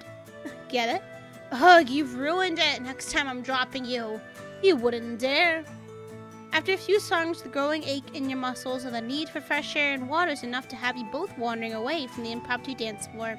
You settle yourselves at the edge of the street corner, nursing flasks of dubious quality beverages and watching the celebration unfold. I wonder if the others have noticed we're gone. I doubt it. I imagine they're all sweetly tucked into their beds, blissfully unaware.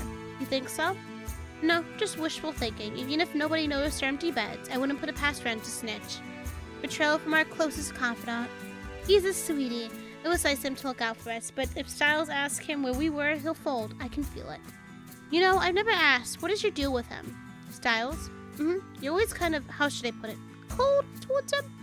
Admittedly, I doubt we will ever be the best of friends. I don't know if we'll ever get along, ever really get along even. Yes, but why? You get along with basically everyone we've ever met, Lore.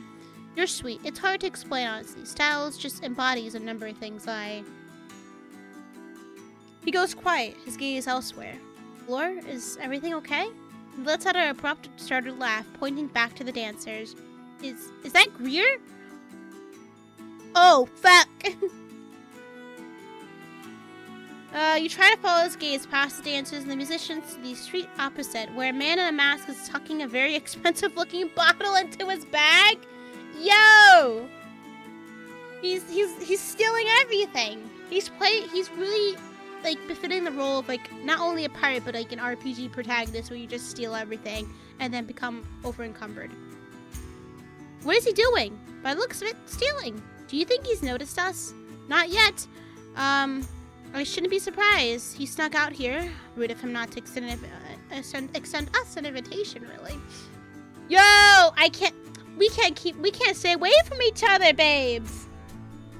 Greer looks up from his bottle smuggling, catches sight of the two of you. His eyebrows shoot up into his hairline, and even through the fabric of his mask, you'd see his jaw drop. Lore starts, lifting up his arm to wave daintily. There is a moment of pause where Greer is stomping through the crowd of dancers towards you both. What are you doing here? I think we could ask you the same, Sailor. I take it you enjoy the festivities? It's fine. I thought you two went to sleep. I did, for a bit. Then Lore snuck me out. I woke you up first. You make me sound like some kind of midnight lurker. Of course you did. It's just the two of you, isn't it? I'm not going to turn and realize the whole camp is here and everybody changed their mind right after I left. Just us. Greer sighs with relief, shoulders sagging. We are meant to be! I'm telling you, we are meant to be! That is until Stiles routes out and he'd become the second best boy. Greer sighs with relief, shoulders sagging. Right, good. I'll let you two have your fun, then. He turns to leave before hesitating, making a placating gesture with his hands. And of course, you know, I never saw you two. You never saw me, yeah? We won't snitch. Well, they won't. I make no promises. Greer's eyes narrow, suspicious. I'll make a pretty thing for you. Done. I've never seen you before in my life. Pleasure doing business with you two. Or not. Don't know who you are. I don't know who you are, bro. He vanishes back into the crowd with a wink. Who is messaging me on Discord?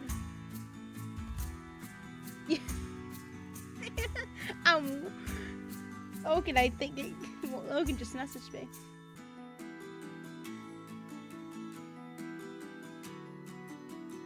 He is fascinating little man, isn't he? That's one way to put it. You finish your drinks and return the flasks to their rightful owners. Laura bumps his elbow against yours as you walk further into the city. Now you're still young, Angel, and after you were kind enough to entertain my dancing whims, it's only fair you pick the next activity. Your mind wanders considering possible choices. Unlike Laura, you didn't come to the event with a plan in mind. You scan your surroundings, and eventually your eyes land upon what do the games? Only a few streets from where you're standing are rows of odd little games, hooking ducks and hurling balls at pins. A number of them are now closed. You imagine their target audiences are fast asleep by now, but a few remain, their shelves laden with prizes. You make up your mind in an instant. You're going to play these silly games, and you're going to fucking win.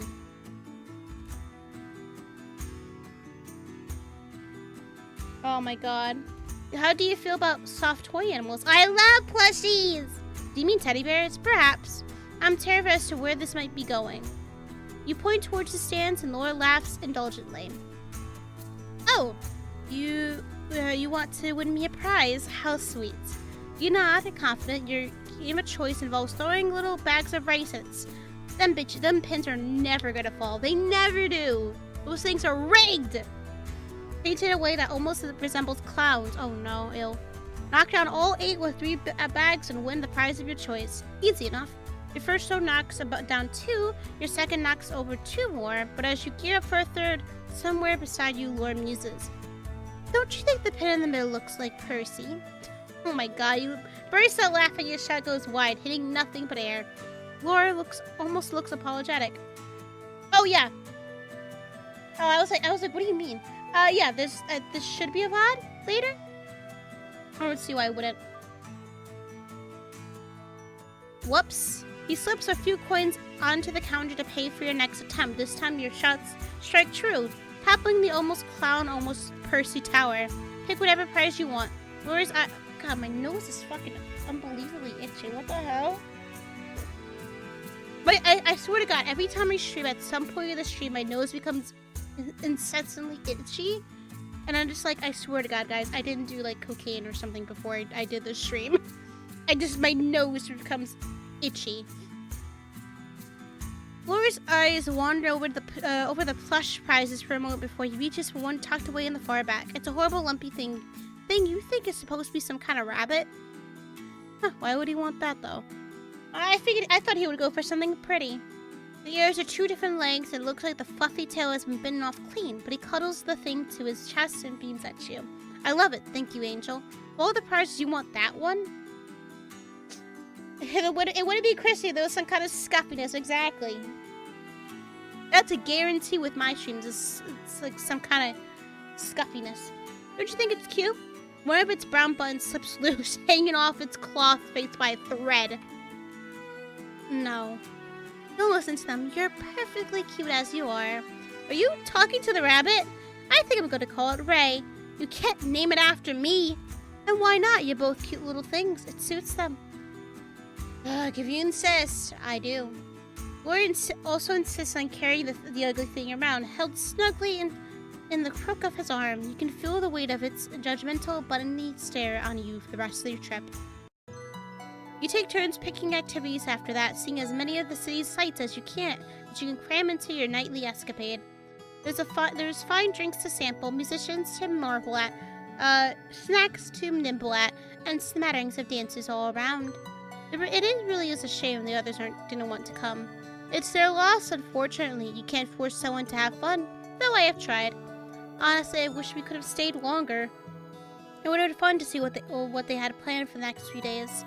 In my experience, the first day is always the best. By day 3, most people are too dead on their feet to be much fun. I don't disagree, though. This has been one of the best nights I've had in a long time. But there will be other parties, other events, other weddings. Once I even played music at a celebration being held for Noble Lady's recent divorce. Whoa, get rid of the fucking bastard! Let's party! I take it she was pleased to be rid of him. Oh, she was thrilled. As I recall, she drank 2 bottles of wine and then kissed her lady in waiting. Oh, okay, gays! Let's go, gays! What I mean to say is that people always find a reason to celebrate. This night has been fun, but it doesn't have to be the last. Next time you hear about some open invitation festivities, you'll bring me along, right? Of course. We're partisan partying now, you and I. Even if it was an invite-only affair, I'd find a way to smuggle you inside. Just smuggle me, I don't know where you're gonna hide me, actually. Already assuming you're on the guest list, huh? Of course I'd be on the guest list. I'm me. You sputter out a laugh, turning away to discreetly roll your eyes. He's been this way for a long time, as you've known him. That cocksure attitude, the gibless. The tinge of humor is every word. At times it's funny, at others frustrating, but tonight at least you're glad for his company. The night air is warm and welcoming. Only one question lingers. What's next? You turn to where to ask, and it's his turn to pick the activity now. Even though you could put money on him asking for another turn on the dance floor, but he isn't there. Okay, why is the fucking horror music playing? Is he dead? Come on now, bro. Hey, yo, that's what happens when you get a fucked up looking buddy. It turns out to be cursed and you're gonna be brought to Silent Hill or some shit. You're gonna be dead. That's why you don't get fucked up looking fucking bunnies. Fucking idiot. You check around to make sure he hasn't wandered off somewhere, but he's not by any of the market stalls. Maybe someone asked him to dance? Laura's dying, but I think Laura's dead. You wander back to the groups of dancers, but there's no sign of his flashy clothes. Laura isn't exactly easy to lose in the crowd, but now he's nowhere to be found. You're alone. The night doesn't seem quite so welcoming anymore. The once bustling crowd now seems dangerous and imposing. You don't know the city. How the stars are you going to get home? You feel... I'm gonna be nervous, I'm gonna be honest. What if something happens to you while he's gone? What if something has already happened to him? You don't know what to do, how to make it better. Why didn't he say anything? Why didn't he call for help? What if something awful has happened? Your mind races a mile a minute with horrible possibilities. It was all a terrible idea. You want to close your eyes and wish it all away, like it's a bad dream. You're alone. You don't know what to do about it. You shut your eyes. Take a moment to steel yourself, calm your breathing through your thoughts. Anything to make the situation a little clearer, figure out what you're going to do. We're in the middle of a festival still. That fact makes it itself frustratingly clear. People knock into everyone's chatter and laughter is too loud, interrupting your pacing thoughts. Take some tea, sis. Yeah, I know. Take some fucking tea. Just relax. Drink some jasmine tea or something. Oh. Well, then all of a sudden you feel warm, soft hands wrap around over yours. You hadn't even realized your fists were clenched. Your eyes fly open. Let's take a walk, Angel. Where the fuck did you go? He stares you out of the busy streets without another word. You want to prod him for answers right then and there, right there in the middle of the open road, but you can't quite find your voice. Together you walk out of the heart of the city. Gradually, the thick crowds become solo stragglers, the surrounding music a distant melody. Eventually, he tugs you into an empty road on the outskirts. You strain your ears, but you can only hear the faintest hum of faraway chatter. You open your mouth to speak, but Laura gets there first. Are you alright? Bro, yeah, you fucking left me alone in a city I don't know. I did. That was a silly question. I'm sorry. Why? I thought we were having a nice time. We were. I mean, I am even. Oh, I know you can't exactly say the same now. But then why just run off? Where did you even go? I saw something that I thought you would like. Why not just tell me? I just wanted to be a surprise. I thank you for coming. You could have said, hold up, I want to go get something. And then, you know, bro, just come back. Now I was like a child in the grocery store, like, oh. I thank you for coming all this way with me. I figured it would only take a few seconds. You wouldn't even notice I was gone. I was wrong. It took a little longer to procure than I thought. He laughs, embarrassed, and gently plucks something out of his pocket. I hope you will still take it. I didn't mean to sour your evening. Oh, he got me on a $2. What pocket did he pluck that out of? He just plucked it out of his breast pocket. He's like, here you go. With a flourish, Laura presents to you a perfect pink peony. I don't know flowers. You see, as we were talking, we spotted the very bride this festival's for, talking to the city folk, doing the rounds, so to speak. And she had this gorgeous, huge bouquet with her. He took her fucking flower. He took whatever the flowers. Marvelous flowers. The woman has taste. I made up my mind before I had time to think it through. I simply had to bring you one of those flowers. You deserve the whole blasted bouquet, of course, but I didn't fancy my chances with that. You stole one of the bride's flowers from me? Stole is such a strong word. No, I simply struck up a conversation with her. Told her I'd come to this beautiful celebration of love with an utter sweetheart that I was just desperate to show them how much I cared for them. But I had spent all my money to bring them here, and now I was simply penniless. What a fucking con artist. And how could I possibly face my sweetheart at such an event empty-handed? She positively swooned over the story, almost tripped over herself to offer me a flower bouquet. He caught the bouquet, so that means he's going to marry you. You conned the bride. It's barely a con. I'm here with an utter sweetheart whom I value deeply. No word of lie. You have money. You're a fool. A wicked one, no less. I'm tricking the bride with my pretty words just to impress you with a flower. I feel like a schoolboy again. You trick brides often, do you? No, this trick was just for you. Reach out to take the flower from his hand, and Laura beams from ear to ear. What do you say? It's beautiful. I would have said you're lucky, dude. Next time, though, I'm beating your ass. The flower's beautiful, thank you, Laura, really. It's nothing. I want to make you smile, and I fear I did quite the opposite. You smile and reflex, and he laughs, wiping mock sweat from his brow. Ah, there it is. You have a beautiful smile, right? I don't think I remind you of that enough. Oh. Embarrassment is a cute look on you too, of course. Now you're just teasing me. And after you so readily forgave me too, I am a wicked man. I like you as you are, wicked or not. He sighs fondly, turning his face towards the sky. The stars twinkle gleefully. You are many things, Angel. An excellent dancing partner, a pretty face, a witty conversationalist. But most importantly, you are unabashedly yourself. I will treasure the days we spend together always. Hopefully there will be many more of them to come. Ah, I could toast to that, but it's getting late, or should I say early. If we stay much later, then we'll end up in camp after sunrise. It's time to go already? We can't put tomorrow off forever. Stars knows I have tried. Though I'm sure there's plenty of mischief we could find ourselves. Ah! Yeah! Rose, thank you for the resub 9 months. Let's fucking go. I'm doing good. How you doing, Rose? How you doing? Arthur will be more likely to find trouble back in camp than on the road. Do you have a plan to sneak back in? Not in the slightest.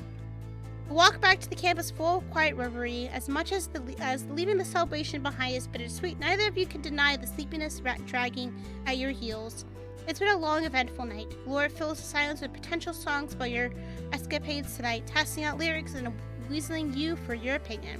What about the sweet angels dance? Had the crowd in a trance, where their daintily white skirt had blown skywards. Stop writing lyrics about my arse! Oh, I just have a beautiful ass. Yeah. I'm glad you're here, Rose, and I'm glad you're doing good. But the walk is admittedly peaceful. You find yourself looking forward to your bedroll more and more with every step. And though he doesn't admit it, there's a slump in Laura. I thought there was going to be a slump somewhere else. How hoary this man is. Yeah, my ass is so fat. Dude is writing sonnets about it. Honestly. I bet he prays to my ass every night. And Laura showed us that he tells you he feels the same way. You even spotted him trying to stifle a yawn. Scandalous. Camp is a welcome sight. Laura insists on walking you back to your tent, even though his own bed isn't more than a few feet away. You should walk me back to my tent for an excuse to stretch the night out a little longer. Maybe. Can you blame me? No, it's been a good night. That it has. Laura rests his hand upon your arm and gives a gentle squeeze. His eyes are warm and inviting. A gentle, unknown feeling washes over you. The feeling that something is about to happen lingers in the air, unspoken. Damn! Until a loud, abrupt cough cuts through the atmosphere like a hot knife.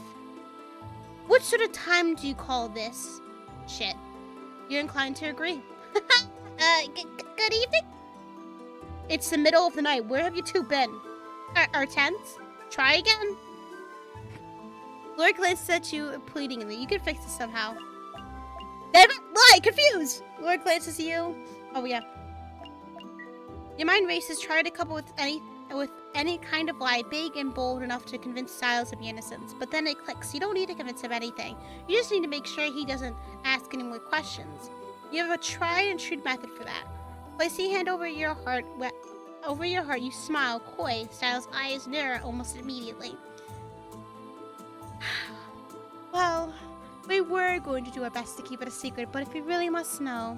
You turn over and trace the side of his cheek with your fingers. He flushes, mouth agape. Laura and I were exploring the more intimate parts of human nature. He's an excellent teacher. Holy fuck! You bite your lip. You bite for emphasis, dragging your gaze over Laura's body. Yo, I poked that nipple for fucking real. I've learned so much about human connection, relationships, anatomy. I see. Laura bites back a laugh and nods enthusiastically. Yes, Ray is an extremely eager student, a fast learner too, if tonight is anything to go by. He winks in your direction, you giggle demurely. You chance a glance towards Stiles, and you're fairly sure the man's eyebrows are about to meet his hairline from how highly they're raised. Yo! Oh, damn, they really said that. Y'all really said he got a fucked up hairline, his receding hairline. Damn, y'all didn't have to do him dirty. Damn! Oh, please, you did all the hard work. I mean that trick with your... That trick with his hood with the weapon? Stiles coughs abruptly, looking anywhere but the two of you. That's effort enough.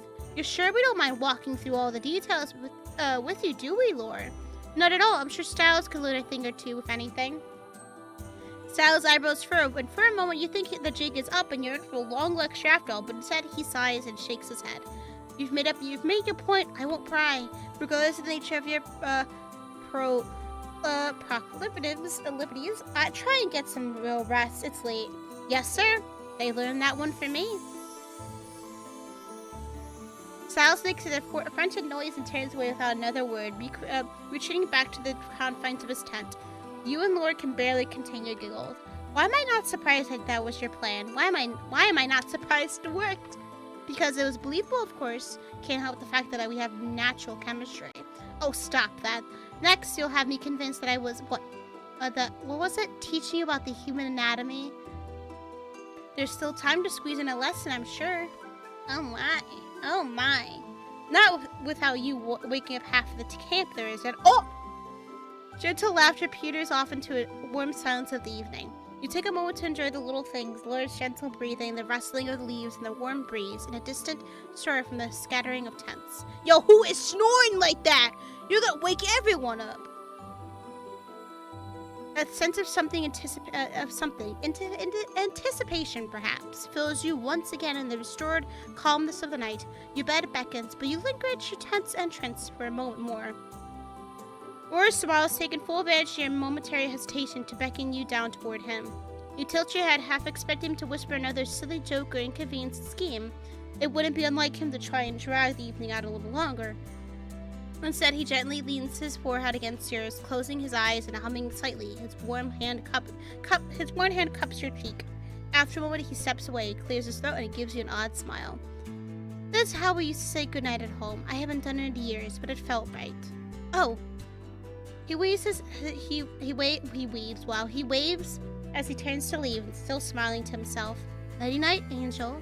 Good night, Laura. When you tuck yourself into bed that night, your body feels light despite the ache in your feet. The flowers sit safely in one of your clay drinking cups, the stem submerged in water. Last thoughts as you drift off to sleep are filled with flowers and the distant chime of music. Okay, eat!